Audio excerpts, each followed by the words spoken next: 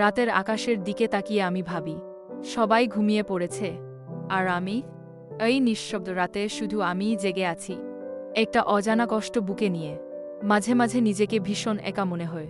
এই সংসারে থেকেও যেন কোথাও নেই, যা বলি না তার চেয়ে বেশি থাকে যা বলতে পারি না। একটা ফোন কল, তুই ঠিক আছিস তো প্রশ্ন, আর আমি ভেঙে পড়ি মনে মনে। আমি বলি সব ঠিক আছে, কিন্তু সেই কথাটার আড়ালেই লুকিয়ে থাকে শত কষ্ট। আজনার দিকে তাকালেই যেন দেখা যায়, যার হাসির আড়ালে লুকিয়ে থাকে অসংখ্য প্রশ্ন, অব্যক্ত অভিমান। পুরনো ছবির পাতা যখন চোখ পড়ে, তখন শুধু স্মৃতি নয়, ফিরে আসে হারিয়ে যাওয়ার সময় কিছু মুখ, কিছু কথা, যা আজও বুকের কোণে কাঁপিয়ে তোলে মনটাকে। নিজেকে বুঝিয়ে বলি ঠিক আছি, কিন্তু মন মানে না। চোখ বন্ধ করলেই ভেসে ওঠে না বলা কথার পাহাড়।